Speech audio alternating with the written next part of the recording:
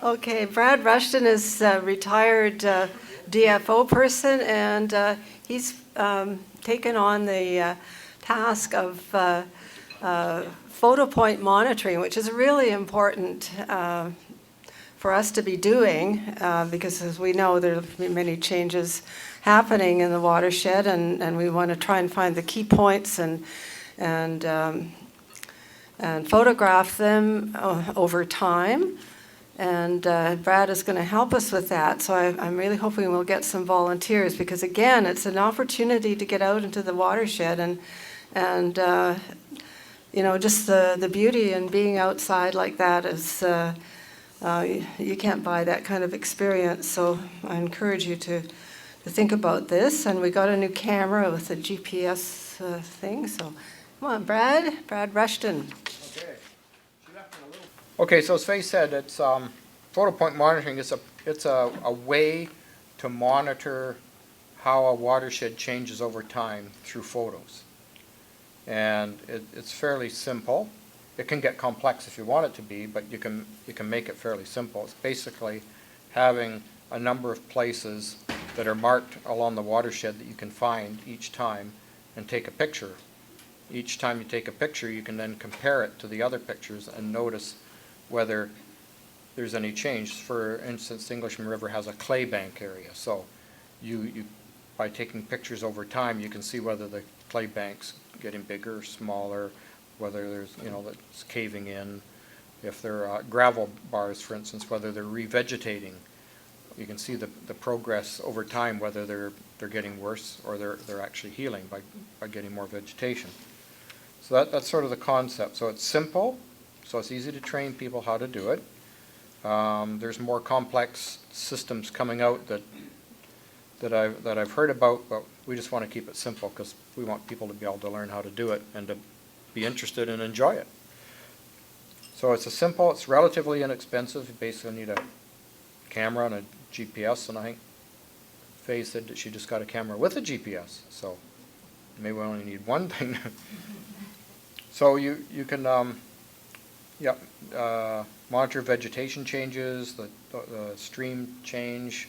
If you wanted to monitor flow, spring, summer, fall, winter, you could just take pictures and you could see when the river's up and where it's down, where the flooding is, and whatever.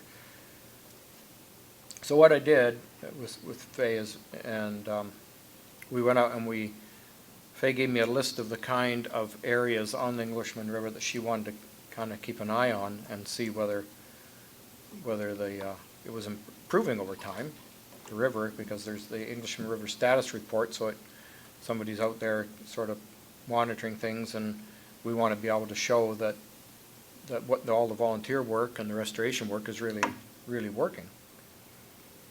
So what we did was, I think, I had a spreadsheet, but you can't see it anyway, so, and the print's almost too small for me to read, but I think I've got about 12 stations set up right now from the mouth, from the estuary, all the way up. We're still below the falls, quite a bit below the falls, but I think around the mouth of Morrison Creek, somewhere around there. So I've got 12 stations set up.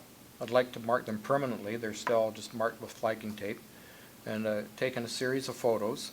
So now when people go back out again to the same spot, I have GPS coordinates, the sites are marked, you can find them, and you can with the GPS you can find out where you are. I've got a reference point so that if the point where you're supposed to stand washes away, I've got a reference point, and that's part of the key thing, is you always have to be able to find the same spot. So by taking big fir trees or rocks or different features that you can find and they're described, then I have a compass bearing and distance to the point where you stand, and then we have a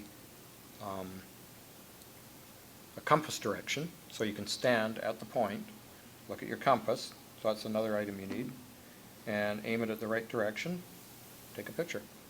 That's pretty well it, and then you can take it back to the office wherever, and then you can compare. And you can do this on as I said, on a seasonal basis if you just want to see changes in a season, but it's over time, it's over years, that if this is repeated, that you're then going to start to see how things change. And rivers, you know, they're dynamic.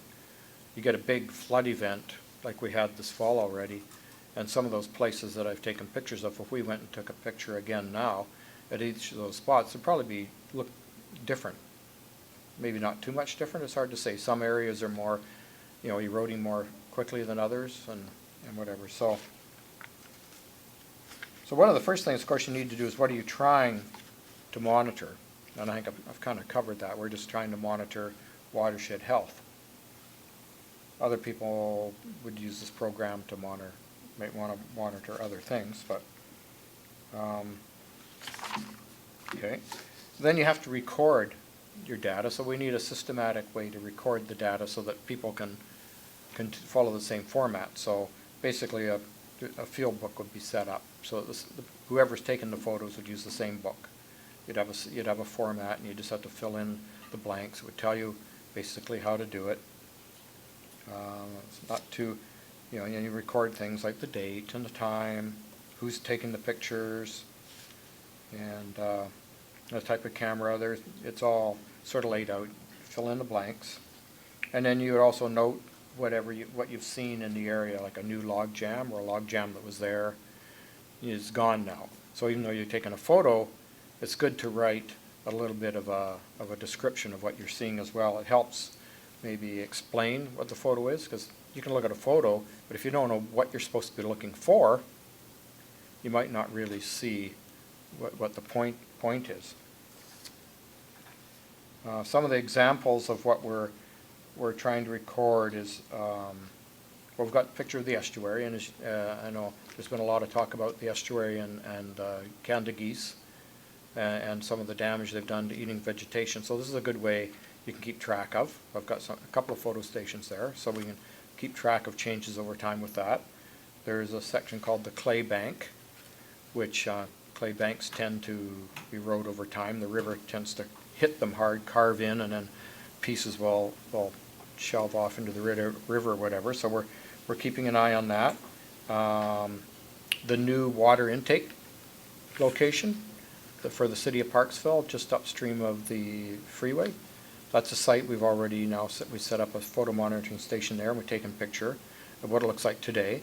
So if they do eventually build that, then we'll be able to monitor, hopefully, the effects of that, whether there's any change in, you know, downstream erosion or whatever.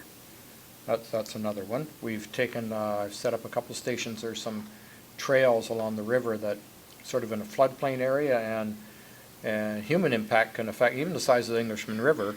You know, people trampling on right next to the river and compacting the soils and damaging the roots of trees and everything over time.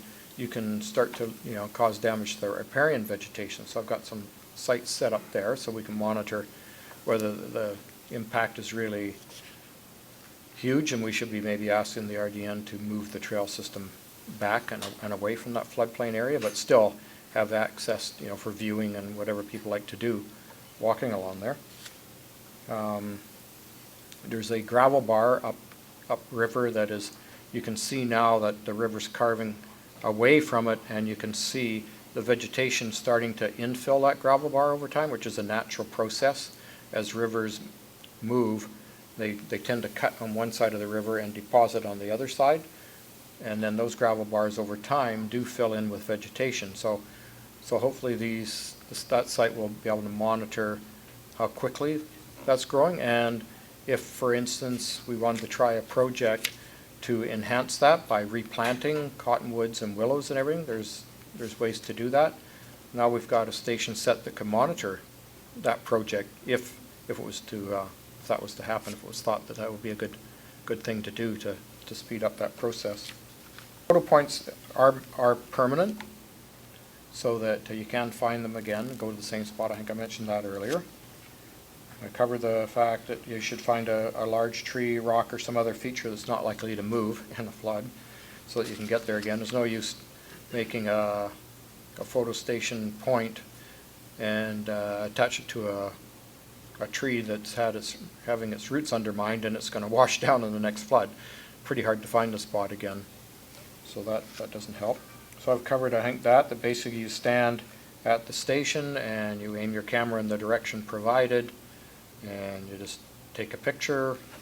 It doesn't have to be exactly. There are methods where you can completely duplicate exactly the photo you took previously as far as the frame, and then be able to overlay it, but I don't think we really have to get that fancy. I think I think just looking at two photos side by side and trying to look for the changes is probably, sufficient for what we're trying to achieve. Oh, there's some other minor things as far as marking your photo so you know what you've taken a picture of. It's always good, if you go out and take a bunch of pictures and you're not sure exactly which picture with which place, not so good. So what some people do is they take your field notebook or a card or whatever, and even a piece of whiteboard or something, and write with erasable ink so you can reuse it. Place it in the front of the photo, so when you take a picture of it, you've got a record right in the photo, so that that way you know exactly this photo. You don't have to worry about getting back to the office or wherever and saying, gee, I think that was at this place, but I'm not quite sure. Speaking from experience, that's really not too good. So, and then the other thing is having a storage system, and I'm sure FAYES probably has that or is working on that, where all the stuff can be stored permanently, where it's not going to be lost over time. Now it's interesting with storage devices, storing electronic photos, digital photos. Apparently there's some types of media, and I'm no expert on this, I don't know, but some kinds of data, apparently you wrote, deteriorate over time. So I can't tell you what's the best thing to store it on. I'm not sure right now. I haven't looked into it enough. But hard drives crash, so you've got to have backup systems. Apparently CD drives and stuff like that, CDs can deteriorate over time. So this is not the kind of information you want to lose. So we have to make sure that it's, and I don't know about the cloud system here. I think Sean's Word, the latest Word technology and everything, and PowerPoint that's in the cloud, and I'm not sure if that's going to be the best way to go for this. But anyway, I think that's probably about all I really have to say. I don't know if you're taking questions or whatever, but Okay. No, that's good. Yeah. Great. Okay.